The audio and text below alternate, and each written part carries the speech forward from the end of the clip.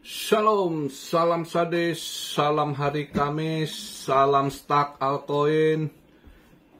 Pada ini beberapa komen gimana udah hit 68 altcoin masih di situ-situ aja ya gitulah. Ini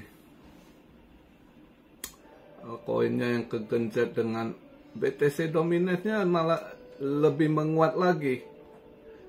Kemarin saya buat video 57,4 aja, saya udah pikir ini malah agak naik lagi 57,5 ya kan. Makanya walaupun BTC udah ke 68 ya altcoin nggak gimana gerak, malah agak lebih ketekan dikit, terdiskon lagi dengan menguatnya gitu. Nah, tadi nutupnya masih bagus sih. Dia nutup di 67,6 tadi ya daily-nya ya.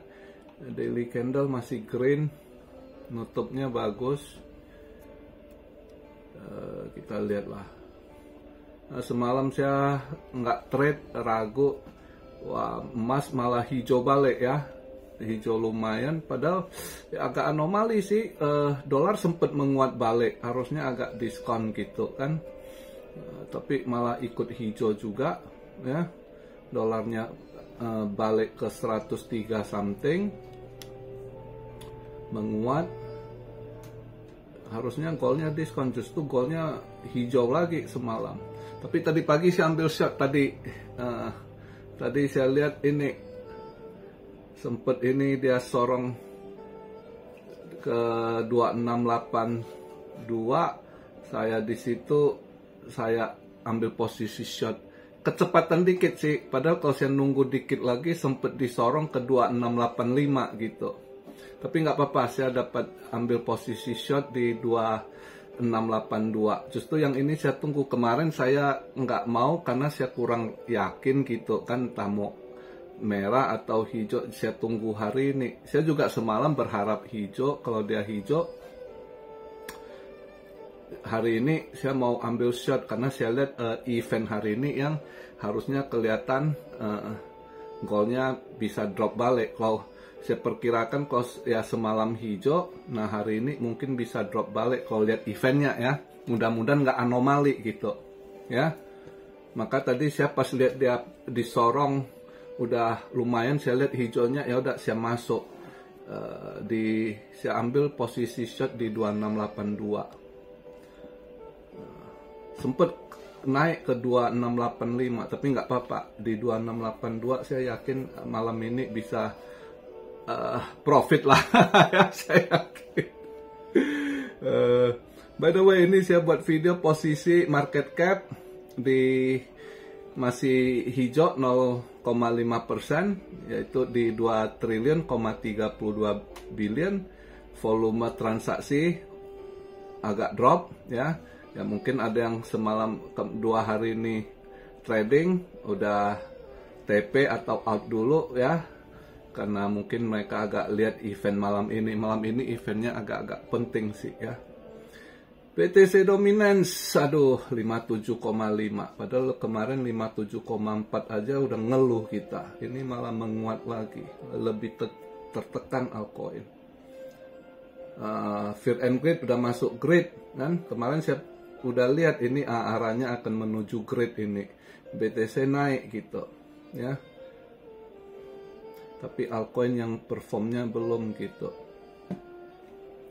Ini saya buat video posisi BTC di 67.528, Ethereum di 2.645, BNB udah balik ke atas 600 yaitu di $604, Solana 154.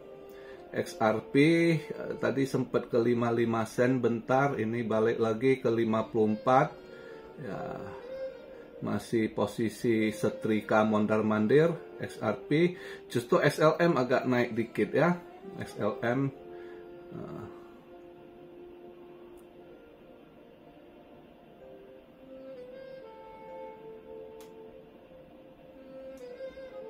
XLM udah di ini nih 95, kemarin masih 92, 9 sen, 2 something kemarin, ini sekarang 9 sen, 5 something, agak naik dia ya. Bolehlah.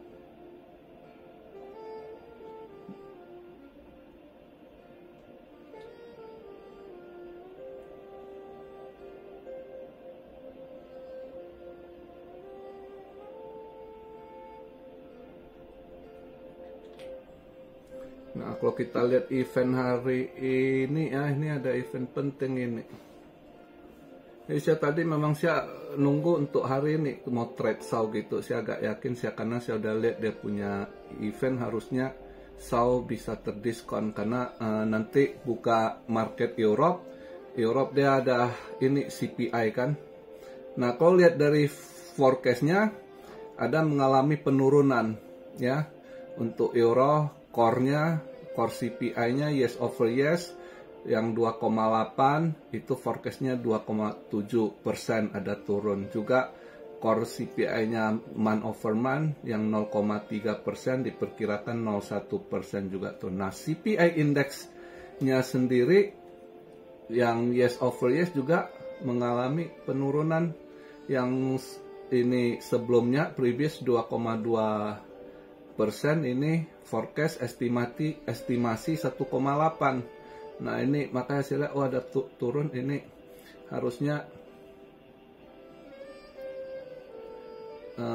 euro gold bisa harusnya agak turun. Nah, euro dollar, nah tergantung ini malam ini juga nanti. Kalau lihat event Amrik harusnya dolarnya masih bisa menguat juga, jadi mungkin dolar nggak terlalu terpengaruh gitu nanti. Mungkin sesaat pas keluar bentar aja ini, tapi kalau orang lihat ini. Terus euro juga hari ini penting cut rate gitu ya. Juga dia cut rate lagi kayaknya 0,25 basis point ya. Nah, harusnya ini juga efeknya ke gold, harusnya juga gold harusnya lebih turun gitu. Dia punya deposit facility rate turun 0,25 basis point. Dia punya interest rate decision juga diperkirakan estimasinya turun 0,25 basis point lagi tuh untuk Europe ECB ya, yang sebelumnya udah sempet turun 0,25% yaitu di 365. Nah, kali ini rencana turun lagi nih 0,25% yaitu di 3,4% ya. Nah, malam ini itu untuk USA dia punya retail sales ya. Seperti biasa hari Kamis data gembel agak turun. Close ini estimasinya ya, sebelumnya 258.000, ini forecastnya 241.000. Jadi data gembel, data klaim kehilangan pekerjaan itu turun gitu kalau lihat dari forecastnya. Core retail sales-nya nggak ada turunan, sama 0,1%, tapi retail sales index-nya turun gitu. Naik ya, retail sales-nya mengalami naik. Nah, ini yang bagus, yang bisa mengalami ini yang bisa kalau benar retail sales-nya naik ya dolar akan menguat gitu. Itu yang gak akan mengaruh ini. Terus juga bebarengan jam 8.30 juga Philadelphia Fed Manufacture ini lumayan juga naiknya gila. Kalau benar estimasinya di setel naik gitu ya, bisa aja nih Philadelphia ini wilayahnya Partai Biru itu ya, bisa aja dia poles gitu. Bahasanya manufakturin di Philadelphia mengalami omset naik kan, mengalami kenaikan. Karena gila juga, bener nggak nih sebelumnya 1,7, ini forecastnya 4,2 loh. Nah, ini polesannya ngeri nih kalau bener. Jadi kalau dilihat dari data malam ini ya dolar bisa menguat. Ya. Dan gold harusnya agak diskon. Nah, agak yang kita ini kan nanti mungkin bisa aja BTC agak drop dikit gitu. bisa saja ya kalau lihat ininya, kalau dolar terlalu menguat.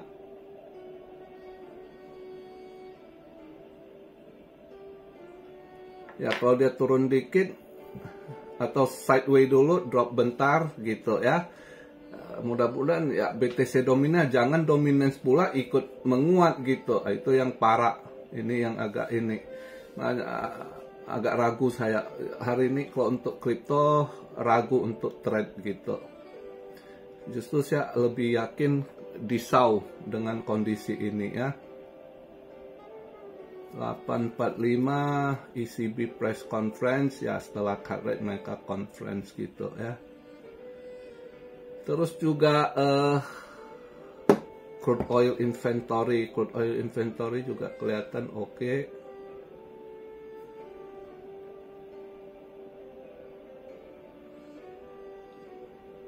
Tanta Fed GDP. I think saya rasa malam ini agak yang mereka ambil pasti ini, yang pasti diambil data lebih bagus itu retail sales naik gitu kan, Philadelphia Fed Manufacturing Index naik. Ini yang saya rasa akan dipakai mereka gitu ya, mungkin. Tapi who knows, bisa aja juga isu ini juga buat stock marketnya lebih hijau. Nah, BTC kan juga belakangan ini ikut stock market. Andai kata dipoles hijau, ya bisa aja juga BTC ikut hijau juga gitu ya. Walaupun dolar menguat gitu. Jadi saya rasa dolar belum akan, memang kalau lihat berita dia dolar bahaya, BRICS minggu depan BRICS akan ada pertemuan kan. Jadi mereka agak wanti-wanti. Tapi ya mungkin ini counter dari Amerika untuk buat poles dolarnya kelihatan hijau kan. Bisa saja gitu. Maka data ekonominya di ini. Nah, sedangkan gold 1F hal lagi yang dia sebab lihat nggak ngefek semalam, anomali gitu ya. Dolar menguat, dia justru ikut menguat juga gold. Saya rasa lebih faktor ke geopolitik ya, isunya ya, dengan memanas lagi Cina dengan Taiwan, karena Perdana Menteri Taiwannya speak bahwasanya mereka tidak akan ditekan, mereka independen, menentukan, tidak di bawah naungan Cina. Itu yang buat Cina marah. Satu hal agak panas ya dengan itu. Satu lagi juga kemarin itu juga memanas Korea Utara, Korea Selatan gitu ya, dimana Korea Utara ngebom itu jembatan penyeberangan antara utara dan selatan. Aduh, ada ininya kan, jembatan ini penyeberangan di situ dihajar kayaknya, dibom gitu, memanas lagi. Jadi ya isu-isu itu juga yang buat emas juga tetap strong gitu ya. Udah jelasnya emas strong terus gini dengan ketidakstabilan geopolitik ya, krisis ekonomi yang terus melanda, juga resesi yang terjadi ya.